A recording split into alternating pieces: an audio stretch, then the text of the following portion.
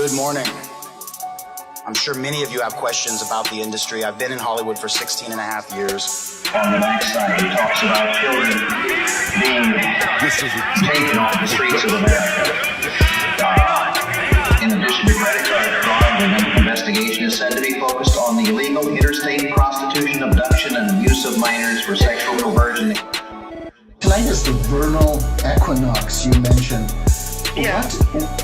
What would your former acquaintances in the Illuminati be doing tonight on the vernal equinox? With Prince, Whitney Houston, and Michael, that trilogy are, I think that's pretty accurate, and I don't believe they left this world the way that the media or the powers that be per se would like us to believe. You kind of have an interesting background. You're just not somebody who says, well, I watched Wizard of Oz and I saw the person hanging in the tree. You've actually done this sort of stuff. I mean, you're in the industry. Give everybody kind of a snapshot of who you are and where you're from. I've had experience in the entertainment industry. I've worked alongside celebrities, and Hollywood's main goal is to get people to sin, however which way.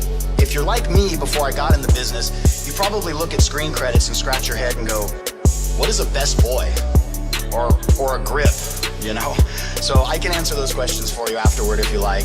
A major paper in Washington, D.C. is running headlines about children who are kidnapped off the streets of America, being prostituted even into the White House. This is a very important holiday to them. It is what many on the calendar consider one of the top 6 holidays. They are celebrating the harvest. Prince didn't look very well in his last days, which really leads one to believe possibly that he was helped over eventually to die. Ultimately worked for some pretty big names. I did Catch Me If You Can for Steven Spielberg. Worked on the first Pirates of the Caribbean for Bruckheimer, and I've worked for Joel Silver.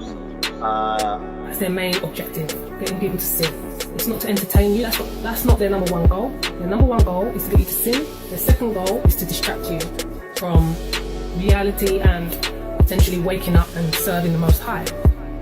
And you can clearly see the heavy metal particulates being sprayed above the heads of the children in this. Hollywood works not only to condition our adult minds, but also the minds of our children to accept things that heretofore we'd never seen before.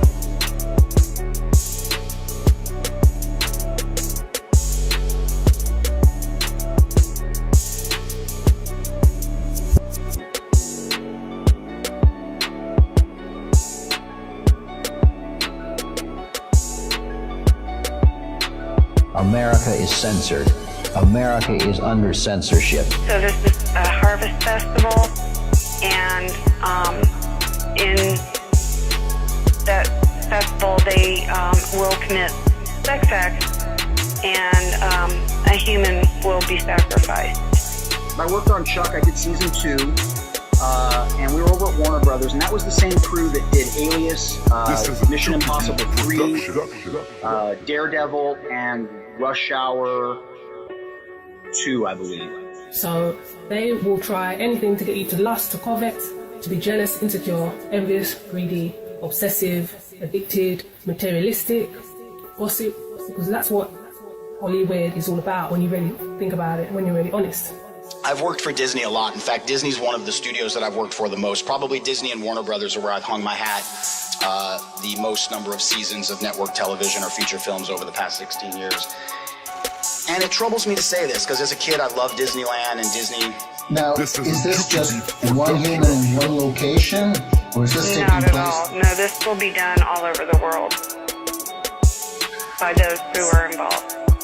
I was serving this global banker elitist agenda by lending my craft and creativity to their conditioning.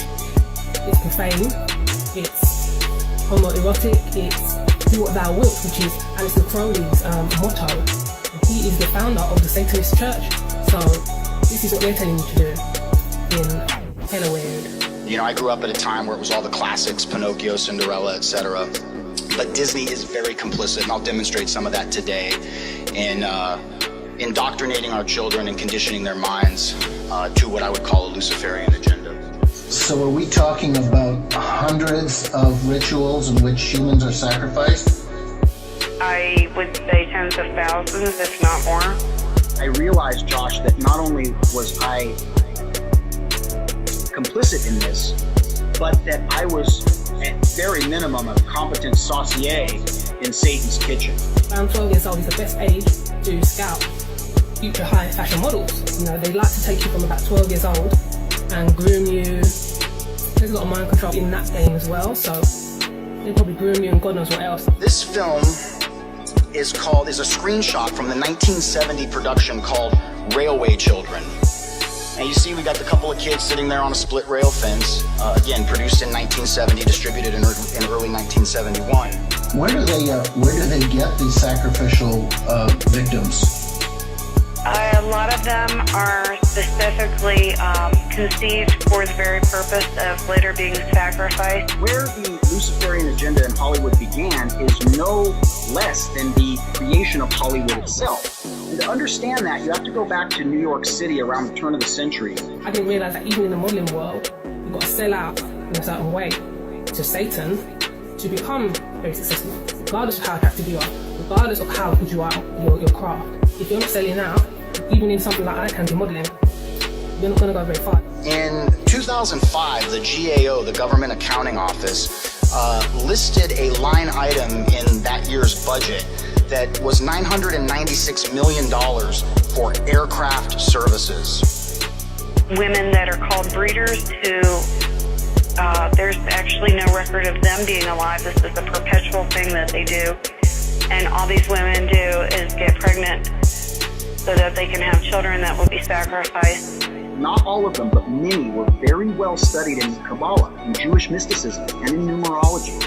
And they knew more than almost anyone in our modern age about the occult and the ancient rituals and rites therein.